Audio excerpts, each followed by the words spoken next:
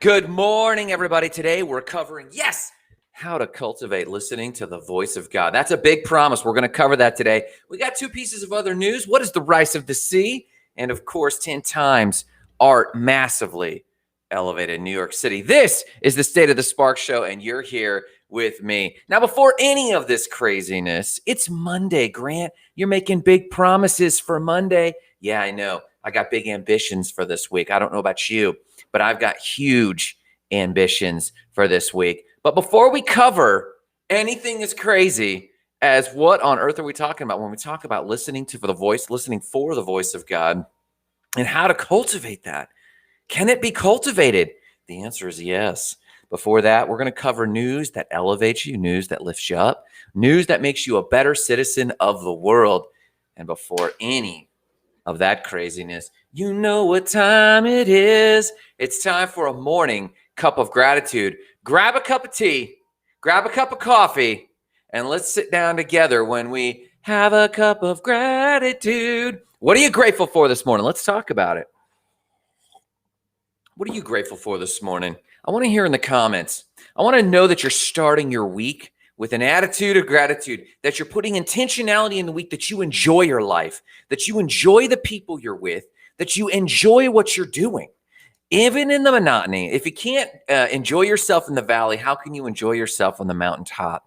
You got to cultivate a habit, an attitude of gratitude, a habit of seeing what is good in the world. We call this being a good finder. Can you be a good finder? If you can be a good finder, or at least want to try, put your gratitude comments or put down what you're grateful for in the comments. And you know, I'm gonna start myself. I'll tell you what, I'm gratitude for foggy, misty mornings. Yesterday, it rained. It rained like a true Florida rain. We have had a dry spell here in Florida, especially typically in the winter going into spring. It's usually dry at the beginning of spring, but by the end of spring, it's just a deluge. And yesterday, we got that deluge. Good morning, Brock. I hope you're doing fantastic. That's Brock McKean, developer, programmer, and basically world dominator on the show this morning. But I'm grateful for misty, foggy mornings. When I went out for my quiet time this morning, it reminded me of all the misty mornings I had, from Shanghai in a bonsai forest to misty mornings at Semester at Sea, to misty mornings in Haiti when we would stand on the hillside before we started and the heat of the day would start to swelter. All the misty, foggy mornings. And this morning was one of those. As I went out this morning, went for my walk, got some quiet time, I just felt the sprinkles on my face. I could see the light of the twinkling of the droplets of mist on my cell phone. I'm grateful for these. They make me feel cozy. They make me feel warm. They make me feel like I have a secret with myself and the world, which is what we're going to talk about, your secret place. And this is important. I know all you left brain people like myself, like Brock, like A-types, we don't often talk about the woo-woo. We don't often talk about the inspirational side, we talk about the right brain a lot. We talk about the arts. We talk about creativity, but I'm talking something so primal and deep down real, that you get confidence from, that you get direction from it. Brock says, yes, yesterday was a real torrential downpour. You know, in Florida this season, when you see these storms come through, the pressure shifts so quickly, the temperature drops so quickly, you have to watch for tornadoes pretty quickly because they happen like on a dime. And I was out yesterday like, oh, is it going to turn into something crazy? Nah, it just turned into a nice welcome storm. And even though our grass is all brown from the dry, in Florida, it rains like this. And the next day, you're going to start to see the weeds come up. The grass is going to come up. It's going to be insane. And I'm happy for it. So absolutely. So let's talk about other news. Let's do this. So what is the rice of the sea? The rice of the sea. Yes, a three-time Michelin Star winning chef, Ángel León from Cadiz. Now, Cadiz is a town in southwestern Spain. I've been there. My brother Heath and his lovely family were there, and I actually got to tour around in the Puerta de Santa Maria and the Jerez and the Cadiz area. It was beautiful. And what they're really known for, I mean, they have plenty of culture. They're known for a lot of things, actually, but their food is second to none. It is just an experience of its own. Angel Leon, if I'm saying his name right, has a Michelin Star winning restaurant. He won his third in 2017. He made a name for himself with his restaurant for utilizing previously unknown, unheard of, or underused seafoods. And that doesn't just mean fish. That doesn't just mean crustaceans. It's all sorts of seafoods. And lately, it occurred to him within the last few years that the Zostera marina is its Latin name, was an interesting green tuft of seaweed that clung to a larger seaweed known as eelweed. And in the Bay of Cadiz, it just kind of floats everywhere as you imagine it might in San Francisco Bay or San Diego. So he saw the Zostera marina and started looking at it closer and realized it looked exactly like oats or grains, like rices almost. So he pulled a bunch of it, started cooking with it, and realized he could make cuisine with it that was phenomenal. Well, they took it to the lab and realized a few quick things about this grain. Number one, it's gluten-free, which most grains are not, right? It's high in omega-6 and omega-9 fatty acids. In fact, I heard it said recently on the documentary Seaspiracy, when we talk about fish having high omega fatty acids, it's not because they generate a lot of that themselves. It's because they consume a lot of the sea grasses, and a lot of the sea grasses and the seaweeds themselves are high in omega-6 and omega-9 fatty acids. What's more, the Zostera contains 50% more protein than rice per grain. Absolutely. 50% more protein than rice per grain. It is a phenomenal source of food. And what's more, you can grow this, like we talk about vertical aquaponics, right? The ocean is by default a vertical seaweed garden. What's more, it also consumes nearly 30% of all carbon greenhouse emissions, and this grass actually accelerates that. So, of course, this awesome chef pulled in the University of Cadiz, and they've actually purchased nearly a third of a hectare, what came to about 0.75 acres, and a salt marsh just on the coast. And they're putting together what they call a marine garden and starting to run their experiments right now to test. Can we actually cultivate, and could we possibly cultivate at a larger degree, these sea grains? Now, as this guy did his research, he found this, and this was interesting to me. Brock says it sounds like the perfect space food. And that's actually pretty insightful. And that's kind of what I'm getting at. If it can grow in a low gravity environment or a lower gravity environment as water kind of helps grasses kind of lift, couldn't we cultivate this almost on a cylinder with a gravitational centrifuge, whether in water or not, I'm not really sure, but it could be an amazing space food, especially if we can find different ways to prepare it. And thank God we've got a Michelin Star chef to work on it. Now, check this out. He did a little bit of research, and he found that there was only one time in all of history, all of historical record, that an indigenous people actually used a seaweed or seagrass as a regular staple to their diet. In his research, he found that the Seri, S-E-R-I, the Seri is an indigenous people group who used to live in the Gulf of California in Sonora, Mexico. And this particular seagrass was staple to them. And it was written in history, and for some reason, it fell off. So check it out. If you want to learn more about a very interesting seagrass, as Brock points out, could have large value as a space food, then by all means, there's the link. You've got it in the comments below. Check it out. It's pretty cool. And though I don't do fish in general, I don't really like the taste of fish, I would love to explore sea cuisine like seaweeds and prepped in different variety of ways. So there you have it. That's your first piece of intelligentsia. Other news, my folks. Let's talk about 10 times public art elevated the city of New York. So yes, I totally ripped this title entirely from my art feed. I didn't write the genius here. Long story short, New York City has been funded for public artworks for a little bit of time, roughly about the last 20 years, though, or 30 years. It's made a huge move with public artworks. And it's been very interesting artworks. As I was surveying these 10 works in particular, it was very creative in the ways that the artist used compressed public spaces, as cities are, for being its own interactive art scene. One that stood out to me was one called Good Fences Make Good Neighbors.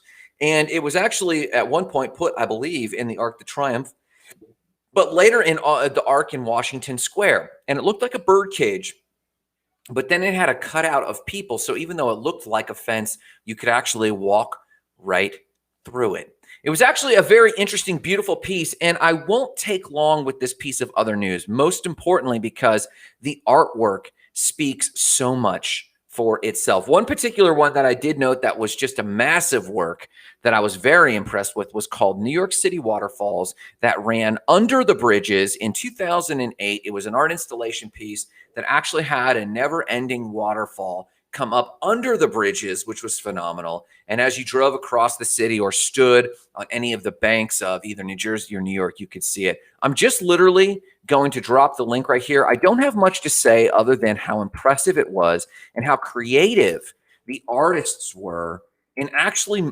using the public space to make a statement of sorts. And the one in the thumbnail was known as Dissension.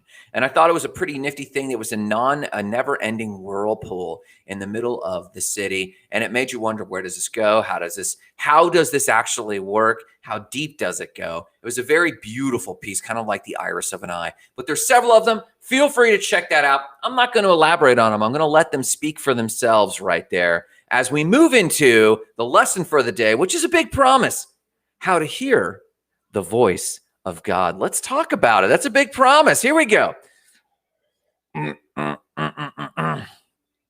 So when I was young, in my young 20s, and I stepped into Pentecostal Christianity, it made a massive difference in my life at the time. It was very important to me. I needed that time. And it was a charismatic church, and it quite often taught that you had access to things like miracles and healings and the prophetic. And I would lie if I said that I was not wholesale into this idea that we can become Ubermensch. We can become heroes of our own. We can become Christ-like. And to this day, I hold to those words, though the meaning has modified for me over the years quite some time. But at that time, it meant a lot to me and made a difference in my life. And to this day, I hold to the fact that we as people do need to believe in magic and miracles and healings in a higher way. We need to believe this, and we can piecemeal this together in the form of moral codes. We can piecemeal this together in the form of pseudo-mysticism or personalized or relative mysticism. But one thing that stuck with me was the practice of listening to my inner voice. And I've been pondering this quite some time, especially as you guys know, I started a small series about mission, and I covered a lot of topics about mission. And as we talk about personal development, we talk a lot about meditation, and we talk a little bit about prayer. But what is the purpose of meditation aside from lowering your heart rate, decreasing your cortisol, increasing your peace, increasing your ability to respond and react to pressures and emergencies better? What is the point of meditation? And do we not actually have real access, especially as we get older? I was in my early 20s and I believed in magic, and now I'm 41 and I still want to believe in magic. I still want to believe in healing. I still want to believe in heroes. I still want to believe in the divine. There's something in me that draws me to that. And though at 41, I cannot say with as much certainty as I could say at 21 what those things were, if I were being honest, I can say that I think they're as important as they ever were. And they're as necessary as they ever were. Partly why I touch on the arts and the humanities, because it's easy today. It's easier today than it ever has been to talk about life and living from a science perspective, and talk about life and living from an engineering perspective. And there's freedom in that to a great degree, especially a freedom from our anthropological past of oppression that so many of our dogmas have put on us. But I heard Joe Childs, Dr. Childs, and if he's ever floating around and sees this, shout out to Dr. Childs, reminded me one day. Here, I'm actually going to shout. Here, I'm going to shout out to Dr. Joe Childs because I have such a respect for how he framed this to me once. Let's see here. Not the Burning Man. There we go, Dr. Joe Childs. Dr. Childs, for those who don't know, is a professor. Was the business dean at Southeastern. He is now a consultant in education technology. He comes from Silicon Valley, but also has a conservative Christian background. And he and I have had a lot of healthy dialogues over the years, and I appreciate his friendship. I wish I could see him more. And he said to me at one point, he said, Grant, why do you think I'm conservative? And I said, what? He said, I'm an academic. I come from a technology background. I come from an economics background. His siblings have helped out at Apple doing presentations and keynotes for Steve Jobs. He has a great deal of compassion and exposure for progressivism at large, not politically, just in general, societally. But he asked me once, he said, Grant, why do you think I'm conservative? And I'm paraphrasing. And I asked him, I said, I don't know, Joe, why?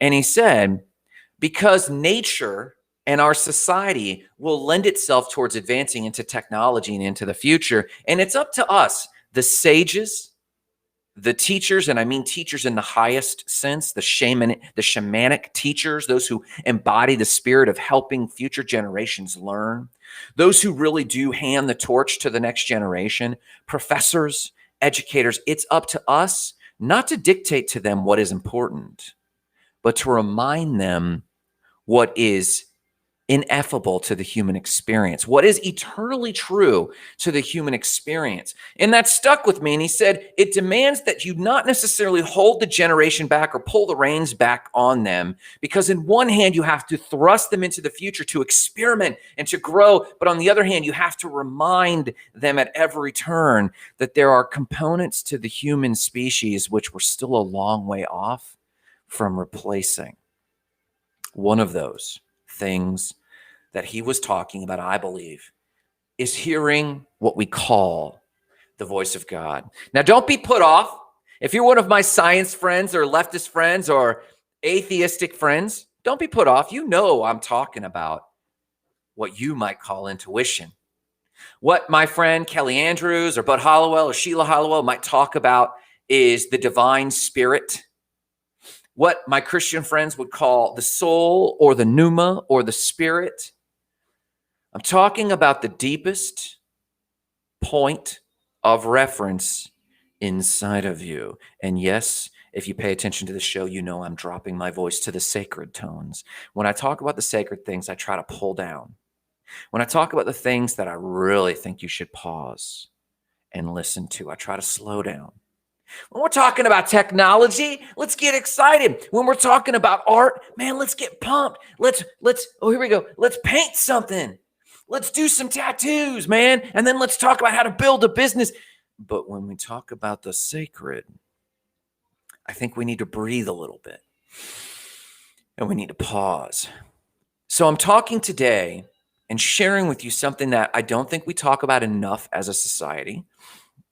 And that is how to hear what we call the voice of the one, the voice of the divine, your deepest point of intuition. Now, when we say intuition, the reason I call it the God voice or the still small voice taken from Christian scripture, or namaste, I bow to the light within you from the Hindu tradition. The reason I tend to steer away from the word intuition is this. Intuition is almost too clinical for what I am talking about, because you could be in line at a post office and just hear a point of it, just intuitively leave the room, and for something and it bore out to be true. Call it fate. I want the thing I am talking about to remain in the realm of the sacred. I want the thing I'm talking about to be a special part of you. Because when I talk about listening for the voice of God, what is the point? Let me ask you this. When I was young in my 20s, when you were young in your 20s, did you have an experience like mine? Did you wake up with too many days filled with dread or nihilism? Did you wake up knowing you're doing a good work, you're paying for your food, you're paying your bills, but constantly asked yourself, is this all there is? I could go to the end of Wikipedia and learn all knowledge. I could fly to Mars or terraform Venus, but I'll wake up one day and ask myself, is this all there is? The reason we love Star Trek is every day they woke up, they had a sense of wonder. And it wasn't only the stars that we were enamored with when we watched the show. I contend it was that they always woke up. Even though it be science, they always woke up with wonder, with belief in their mission. And it was natural feeling. Their serotonin was high enough. The oxytocin was high enough that their cortisol was low enough that they could wake up nearly every day, not having to fight back depression or nihilism or listlessness, mediocrity. They woke up every day with a sense of purpose. This is what we love about our hero stories. This is what we love about our modern heroes. It's not the powers per se, but the mood that the powers put them in, the feelings they exhibit, the courage they exhibit because of their powers. I think the crime that these shows do is not encourage you that you have the same access to those feelings. And I believe it comes from the God voice. I have a quick acronym to guide us through this conversation. The acronym is LISTEN, LISTEN. And I want you to practice this. I want you to, if you watch this later, good morning, Jared. Thank you for the love. I appreciate it. And listen, if this is a topic that you know someone needs to listen in on, if there's someone in your life who feels lost and doesn't know how to tune in the tuning fork of their heart and listen to the deepest truth that they know within them, to wake up with more confidence, to tackle even the humdrum mundane, please tag them. Please share today's show with them. Please like the show. A, it's the lifeblood of the show when you like it. But B, I think you can make an impact just by tagging someone with some of this content. So let's talk about listening to the voice of God. And I want to be very clear. This isn't just intuition. It's something deeper. It's something meta. And I don't mean METTA, love. I mean meta, as in outside of yourself, something transcendent of you. So the first letter in this acronym, listen, specifically listening for the voice of God. And this is my literal routine. I don't do this every day. And I wish to all that was sacred that I did. I meditate most every day, but I don't go this deep. I visualize many days, but I don't go this deep. Listen, the acronym listen, L stands for lift. Please become a morning person. A lot of people push back about being a morning person. They say, oh no, I get my quiet time at night, but your brain is tired. There's still noises coming out from the world. People are still pinging you on social media. You're still in a momentum trend from checking your statuses, and your brain is already thinking about the loops that other people have handed you all day long. In the morning quiet time, in your sacred hour, you should lift out of bed before anyone else is awake or can interrupt you. The world is quiet. There's very low stimulation. There's no inputs, but you do have a rested mind. I want you to begin to get out of bed earlier and make time for listening. So the L in listen is lift. Lift yourself up by lifting yourself out of bed early. Become a morning person. Quit fighting this loop that you can get the same quality of quiet time. You might be able to get the same quality of meditation. Sure. You might be able to do your own personal study. Great. At night. Great. I present for your consideration that the most valuable time to listen to the voice inside of your heart, to listen to your intuition, I present for your consideration. There's no better hour than the morning hour for lots of reasons, but mainly the story loops you've picked up throughout the day have been interrupted by sleep. And now you wake up with a fresh mind, but no new inputs. And you're also starting the day thinking about your deepest internal voice, your deepest heartfelt voice, your God voice, the still small voice, your intuition, whatever you're thinking of it as. That happens in the morning. So the L in listen stands for lift. lift yourself up by lifting yourself out of bed. Number 2, the I in listen stands for inward. Here, let me actually put these down in the comments so you have them. The I stands for inward. It is critically important that if you took the time to get up in the morning and you took the time to listen to your still small voice, that you resist the urge to pick up your phone and start browsing, that you check on any emergencies. No, I'm checking on my emergencies, Grant. I'm a servant. I'm serving my clients. Stop it. That can wait. This is the most important sacred thing you do, is get in touch with your spirit, get in touch with your inner self. So the I in listen says, prioritize looking inward. Do not check your messages, whether you usually check Facebook, Messenger, your notifications, your email, your texts. You can hold off. You got up early for this. By the time you're done, you'll still be checking them at the normal time you do anyway. For this sacred moment, look inward. Prioritize I inward and avoid checking your messages. So the L stands for lift. The I stands for inward. Look inward. The S stands for sacred. Stay in a sacred, solemn mode as you get up and bump around the house, as you start to get ready for your quiet time. This is all prep building up to listening to your still small voice. Stay in a sacred, solemn mode. Don't make silly noises. Don't be haphazard with the first words you speak of the day. Make sure that the first words you speak of the day set the tone for the day, whether it's a mantra or just a blessing or I can or I am. Don't say anything haphazardly. The S stands for sacred. Make sure you're starting your day in a sacred, solemn way. Tiptoe around the house. Go a little extra gentle. If you're getting a mug from the cabinet for coffee, set the cabinet door down. You're sending a message, a biofeedback message to your brain and your heart. I'm going gently. I don't want to disturb the quiet, because the quiet is the material of the sacred. That's why it's called a still, small voice. Go gently. So the S in the acronym LISTEN stands for sacred. Don't even start your coffee yet. Coffee will come, but you're not trying to wake yourself up. You're trying to exist between worlds. You're trying to exist between the sleep world and the living world. That's why the lights are still down. That's why it's dark out and you're fine with it. Drink a glass of water, sure. But coffee is to wake you up, and you are trying to hold in this in-between magical zone between sleep and awake when your brain is still rested, but you're not trying to kick things off yet. So I even present for your consideration, don't even drink coffee. It'll put a flavor in your mouth. That flavor will make you think of things. Water won't put a flavor in your mouth, but calmly, solemnly, sacredly, gently go through your morning. So L for lift, I for inward, S for sacred. T, the T stands for tell.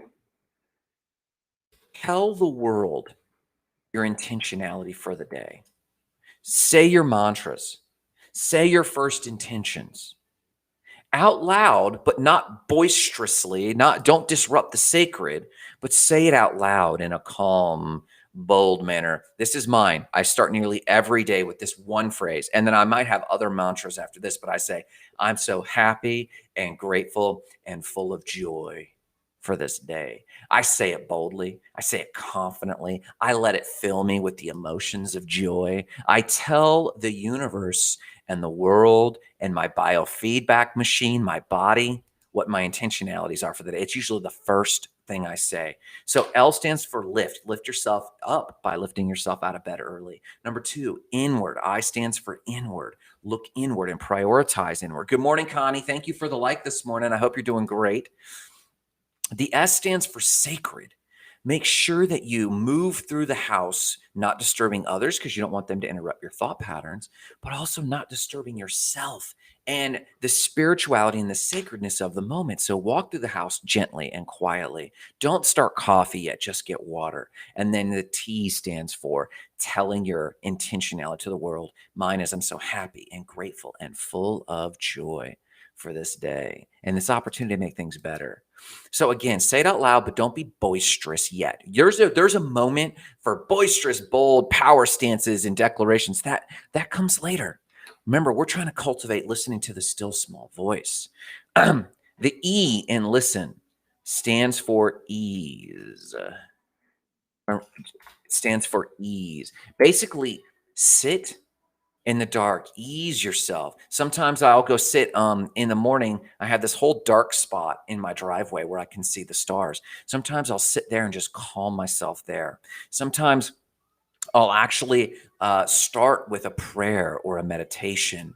Sometimes I'll sit here in the office with all the lights off and all the curtains drawn, and it won't matter if my eyes are open or closed. And that sends feedback to your brain that you're still sitting quietly with your thoughts. You're shutting out too much input from the world because that world starts to creep in pretty quickly. Meditate at first if it helps, but go further. Pray to God if that's what you do, if it helps, but go further than that. A lot of my Christian friends know that you can pray, but sometimes prayer is not enough. And sometimes you pray and you ask and you petition and you pray to God for this or that, and suddenly you're just sick of it and you fall silent. Where you're not speaking intentionality. Good morning, Jennifer. I hope you're doing fantastic. Thanks for the like. Share today's video with a friend if you think they could learn from this. But you pray and you petition, and then you hit a wall. And that wall is, I shouldn't be asking for things. I should be listening for what I should be asking for.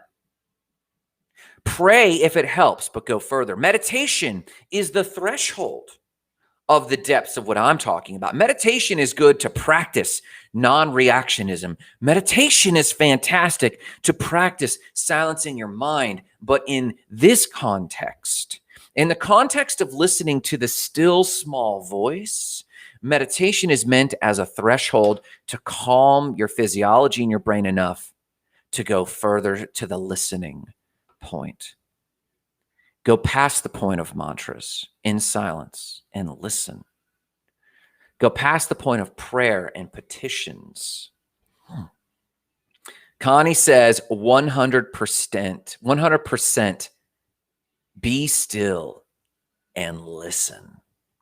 You know, I usually start these sessions of my own, and I don't even know, and I don't even remember that I'm here to get something out, to take something from the divine and the spiritual and manifest it in the real world. Yeah, I've got my own ego and my own intentionality, but I need something extra. Some days I need something that's more important than me, that's bigger than me. I need something more meaningful. And so I often go into these prayer moments or these meditation moments saying intentionality, but some of these become old story loops, and I know I need to break into a new story loop. Sometimes I'll pray to the divine in me, and I'll ask for things, and then I realize I am asking for the wrong thing, and I don't even know what to ask for. I've got angst in me that I want to manifest in the world, but I'm so sick of applying it to the wrong things. This is where meditation and prayer have their end.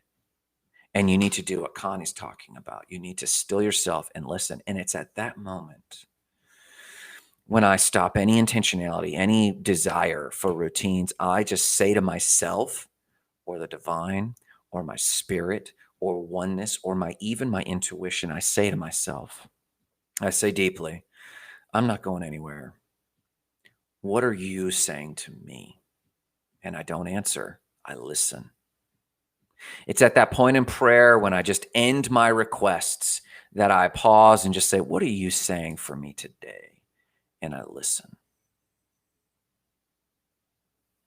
And in meditation, I meditate on things and I try to get clarity and I sit there, and then all this striving to be in the middle of the now and not think about the future and not think about the past. And I stop and I listen to the moment. What are you, the divine, the still small voice, my intuition? What is my purpose today? What are you saying to me today? And I do this thing too, that instead of praying about my feelings, instead of meditating on my feelings, maybe I'm angry that day, maybe I'm depressed that day, maybe I'm just frustrated, maybe I'm aimless. Instead of saying these things, I visualize myself just revealing it to that quiet moment. Because if the still small voice and your intuition, if it's you and your intuition, it's your unconscious brain, it already knows. If it's the divine and God, it already knows how you feel. You don't need to say it. Stay sacred, stay solemn, and bear what you feel into the moment. In Christianity, we call it putting your feelings on an altar, right? That visualization. In meditation, it's taking that negative energy and taking it outside of yourself and setting it down in front of you or into the void. And then listening. What should I be thinking? What should I be saying today? What should I be doing today? And then listen. Now, sometimes you'll get a sense, and this is the moment where people say, Grant, are you saying that you'll hear the audible voice of God? No, I've only heard what I would consider the auditory voice of God 5 times in my life. And I could trace those and share those with you in another context. But usually it's an impression. And how I do it is the next one, the N in listen. The N in listen is this. Note.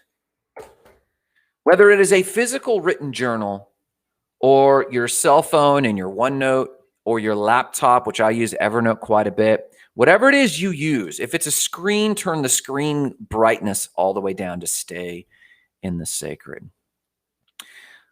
I sit in the question, what should I be today? Who should I be today? What do I do today? And I'm seeking something outside of myself, something worthy of chasing that day. Now, Marissa, I love Marissa's honesty. She has said many times to me, Grant, I don't feel like I've ever heard the voice of God. And I would say the opposite. I feel like I hear the voice of God quite a bit, the voice of intuition, the voice of your soul. And we're both having our own experience in those things. And you don't want to discredit anyone at all. In that quiet moment, though, asking the question and then you being open to hearing the answer is the most important thing, even if that thing is silence. And then in that silence, this is what I encourage you. N in our acronym LISTEN is note. To note what your thoughts are, to note what the impressions are. If you don't have an impression, if you don't have a note, if you don't have a specific thought, I encourage you to begin just journaling. Hey, I'm meditating, I'm praying, and I'm not really sure what I'm hearing from my spirit. I'm not really sure what I'm hearing from my intuition, but I'm at least here. And this is what's going on in my life. And quite often, I will then articulate in my journal as if it were not a journal to me, as if it were a journal to the sacred moment I was just having. I make a note of the things that I was bearing. Hey, I'm struggling with this. Hey, I'm working through this. And then in the journal with my fingers on the keypad, I'll go back into that sacred moment where I'm listening. Am I hearing anything? Now, this took me in my young 20s, years to actually give permission to say yes to the answer I was sensing I was getting, and to put that and vocalize that as if it were coming from a third party. Quite often, what my response is that I get in my journal is this. Hey, son, this is what I'm thinking on your life. And that stirs me deeply, that trigger language. You might have different trigger language, but I write it from a third person. This is what I'm sensing. This is what I'm hearing. And I develop a dialogue between writing what I'm sensing in my journal and taking my fingers off the keypad and getting quiet and going to the listening place again. LISTEN, listen. The acronym is LISTEN. Stands for lift yourself up by lifting yourself out of bed. Stands for inward. Look inward. And really do not look at the phone. Do not look at your messages. Look deeply inward. The S stands for sacred. Pause and allow yourself to get sacred. Go gently through the house. Don't even have coffee yet. Make sure that you're telling your biofeedback machine, your spirit, your soul, whatever it is, make sure that you're looking back at yourself in a sacred moment. The T stands for tell. Tell your first mantra of the day calmly, not boisterously. Remember, we're in a sacred state, but in a calm, bold manner. In my case, I'm so happy and grateful and full of joy for this day. E stands for easing yourself into this quiet space. If you have to meditate, then start meditating. If you pray to your God, but go further to the point where you have nothing more to say, but you're in the state of listening, and then listen deeply. And the N stands for note.